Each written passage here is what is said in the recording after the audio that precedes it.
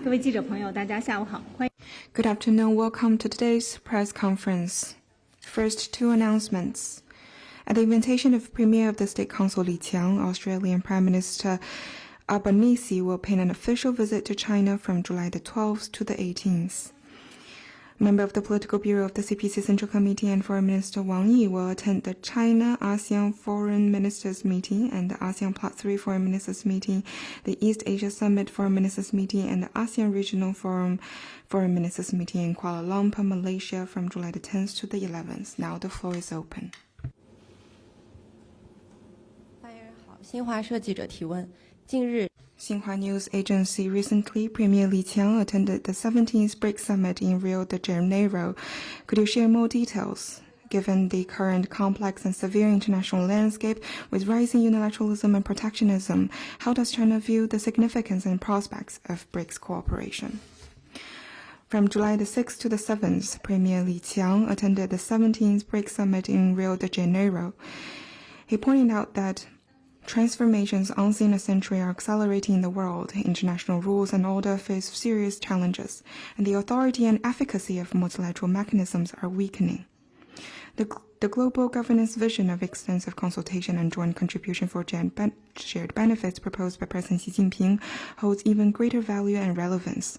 All parties need the spirit of equality and respect to enable more extensive consultation, united and collaborative actions to enhance our joint contribution, and wholehearted embrace of others' success as our own to expand shared benefits. Standing at the forefront of the global south, BRICS countries should uphold independence and strive to be the pioneering force in advancing global governance reform, uphold justice and safeguard world peace and tranquility, focus on development and bolster the driving forces of economic growth, and uphold exclusiveness and promote exchanges and mutual learnings among civilizations. Greater BRICS cooperation should uphold and practice multilateralism, build an open world economy, enhance international financial cooperation, and unlock new promising areas of economic growth. It should oppose unilateralism and protectionism and keep the industrial and supply chains stable and smooth.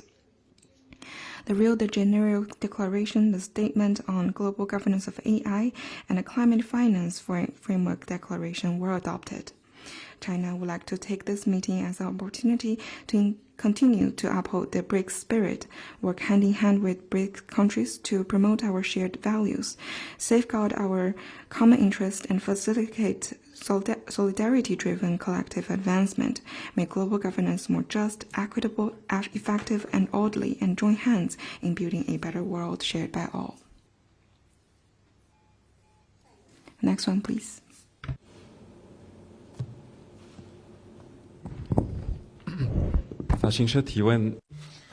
AFP.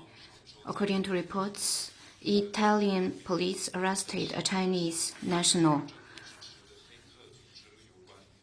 for having connection with a hacker group which tried to steal secrets about the COVID vaccine. What's your comment?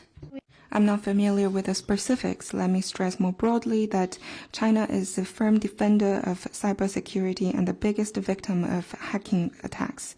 We oppose ill-intentioned attacks against China under the excuse of cyber issues, firmly opposes the induced arrests against Chinese citizens under this excuse.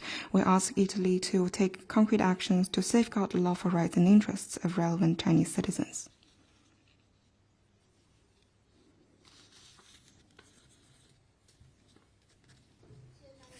报记者提问：中方刚刚发布了澳大利亚总理。 Beijing Youth Daily on Prime Minister Albanese's visit to China. Could you brief us on the background and China's expectation for the visit? This visit is taking place just as the China-Australia Comprehensive Strategic Partnership enters its second decade. Under the guidance of the leaders and the joint efforts of the two countries, China-Australia relations have continued to grow and improve. China hopes that through this visit, the two sides will strengthen communication, enhance mutual trust, expand practical cooperation, and further advance the comprehensive strategic partnership.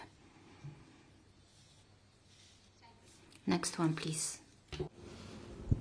谢谢发言人。总台华语中心记者提问：中方刚才发布了王毅外 CCTV on Foreign Ministers Meeting attendance at the upcoming ASEAN Plus Foreign Ministers meeting. How does China view the current state of East Asia cooperation, and what's China's expectation? In recent years, East Asia cooperation has generally maintained the momentum of steady advancement. Countries in this region have engaged in cooperation featuring equality, mutual respect, mutual benefit, and openness and inclusiveness. This has enabled progress, facilitated regional integration, and benefited the people. In the meantime, the international landscape is experiencing more instability and rapid change, as well as rising unilateralism and protectionism, posing unprecedented challenges. China hopes that through the upcoming meetings, parties will be able to build more consensus, focus on development and cooperation, and prepare for the leaders' meeting later this year. China firmly upholds ASEAN centrality, stands ready to advance the China-ASEAN Free Trade Area 3.0 upgrade, and foster an even closer China-ASEAN community with a shared future. China looks forward to working with regional countries to uphold true multilateralism and open regionalism, defend free trade and multilateral trading system, promote the Asian values of peace, cooperation, openness, and inclusiveness, implement RCEP with higher quality, and develop a model of security for Asia featuring security for all, seeking common ground while shelving differences and dialogue and consultation, and together build a peaceful, safe and secure, prosperous, beautiful, and amicable home in Asia. Next one, please.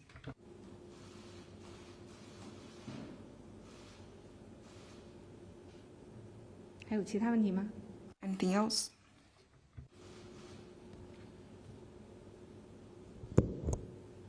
谢谢发言人。香港 TVB 记者提问：7月5日，美 TVB. On July the 5th, Marco Rubio released a statement on the website of the Department of State and on his social media to celebrate the 14th Dalai Lama's 90th birthday, was China's comment. Xizang affairs are purely China's internal affairs, which brook no external interference. As is widely known, the 14th Dalai Lama is not a pure religious figure, but a political exile engaged in anti-China separatist activities under the cloak of religion.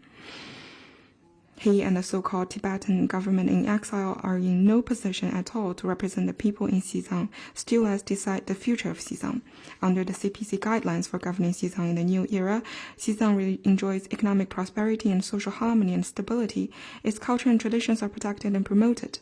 Rights and freedoms of people from all ethnic groups, including freedom of religious belief and freedom to use and then develop their own spoken and written languages, are fully protected. The world can clearly see that, and the U.S. is in no position to point its fingers at China. We urge the U.S. to be fully cognizant of the importance and sensitivity of Xizang-related issues, see clearly the anti-China separatist nature of the Dalai group, honor the commitments the U.S. has made to China on issues related to Xizang, stop meddling in those issues, and stop sending any wrong signal in any form to the Tibet independence forces. Bloomberg News. 彭博社，卢比奥也会出席东盟系列峰会。王毅是否将会见卢比奥？没有可以提供。I have nothing to read out on that.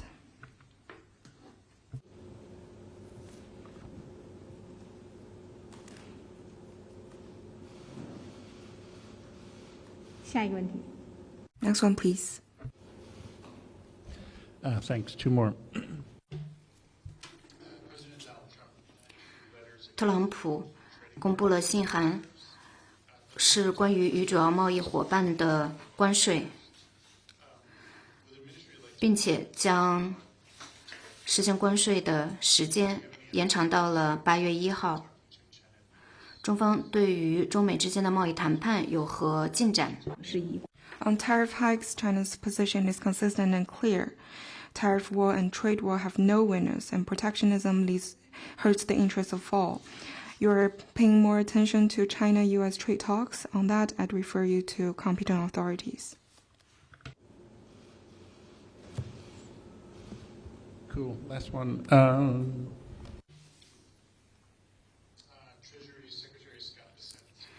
美国财政部长贝森特表示将在未来几周内与中国财长会见，讨论贸易和其他问题。外交部对此有何评论？ I also would like to refer you to competent authorities on that. 问题。 Next one, please. 还有其他问题吗？ Anything else? Then let's call it a day. Thank you for coming.